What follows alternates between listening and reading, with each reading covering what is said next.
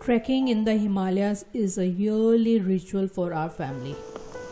In 2016, we trekked to Nanda Devi East Base Camp.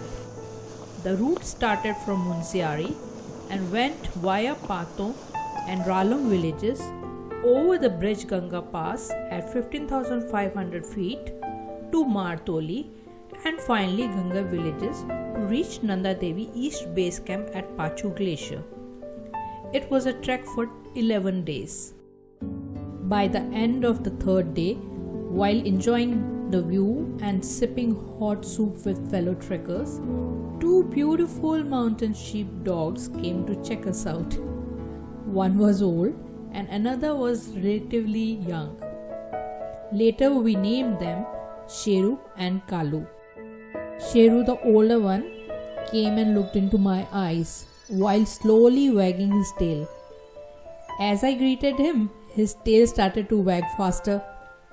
Whilst walking and rubbing his body all along with my legs, he sat down next to me. And that was his prologue. Bonding with our new friend Sheru and Kalu was sprouting. Eating was the most exciting time for them. However, they always waited patiently while we had our food. They realized their share of food will always come to them. At night, they would be around, guarding us with occasional barks.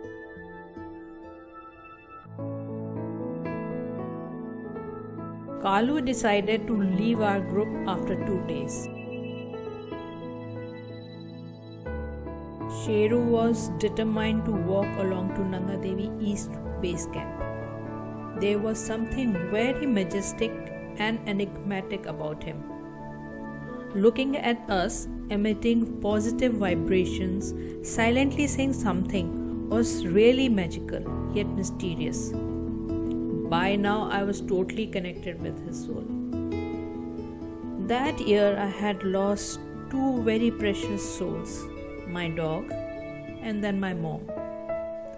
Perhaps his presence solaced me. I was experiencing a profound divine friendship with Sheru. Remarkably, I felt the pure perception of his soul as my old soul traveler. On the 9th day, as we were leaving the Ganga village, some aggressive pack of 12 to 14 dogs entered the village. We got scared. Maybe they have realized that Sheru is not from this village and might attack him. But as they came closer, we saw a small petrified dog, saving herself from so many others. Sheru promptly jumped into the aggression. The hasty scuffle in the circles went far off. As we were worriedly discussing the scenario, we saw Sheru in a rhythmic, majestic stride walking towards us with pride. Oh, did he chase them all away? We thought. Now, while walking out of the village, we noticed the dogs were standing at the outer wall of the village limits and saw the petrified dog hiding in a bush. Sheru just sniffed her and walked ahead. It was a daring approach and a chivalry act. By now, I was in love and awe of Sheru, beyond evaluation. However, a sad thought of separation had gripped me. I visualized the painful actualities.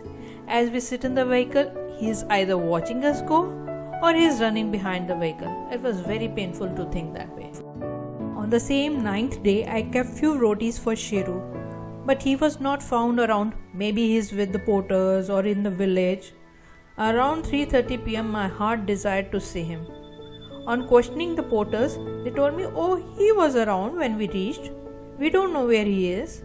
Some said, must have gone ahead with the shepherd group. I got restless and walked till the village limit. Yelled for him, but he was nowhere in the vicinity. It got dark at 6 p.m. Never in the past 6 days had it happened that he was away for 4-5 hours. As everyone sat in the dining tent, I stood with teary eyes, looking out for Sheru. Was emotionally vulnerable, plus high altitude and tiredness had made me really emotional.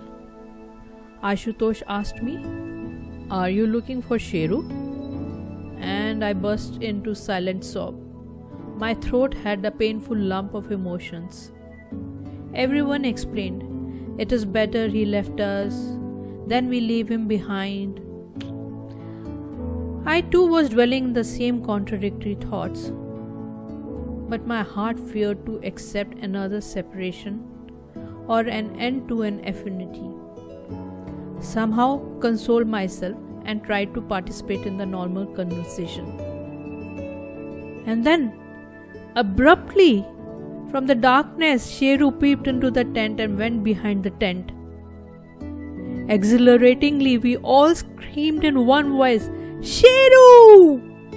We ran out, hugged and fed him with the rotis kept in my pocket. His paws were mud splattered. He looked weary and quiet. We affectionately stroked him. Shabad said, "Ma'am, he came back because of you. Actually, he had gone ahead. He heard your heart cry. He turned back." I felt guilty to the core. Yeah, there's our buddy. Up did Hi! We've been looking for you! That night before sleeping, I psyched myself to restrain from showing affection towards Sheru for an easy transition of goodbyes. Next day, we distinctly noticed Sheru was very calm and quiet. He was with us, yet that happy connection was missing. He refused the food also. Was he relating to his feelings and enduring his emotional pain? I restrained from showing love, kept trekking, yet my eyes always looked for him. This day was the longest day of walk, 25 kilometers and 13 hours of walking. On the last day of our trek, while packing my luggage, Sheru tried to get into the tent. I stopped him. He turned and sat outside. Both looked into each other's eyes for a few seconds. I quickly looked away to stay emotionally strong. Next, as I looked out, he was walking downhill. We did not see him during the day till again around 4:30 p.m., a kilometer short of jeep waiting point. Sheru was leashed by a shepherd, claiming to be his dog. So Sheru found his master. He began to whine as he saw us, and I too had teary eyes. I hugged him. It was a heart-rending farewell for both of us. With a heavy heart, I just turned and walked away. So this was my love story with Sheru. He had helped me to overcome the grief of my dog and my ma. Sheru's soul is a pure manifestation of spirit and true self. Perhaps we had known each other in our past lives and our souls had traveled together.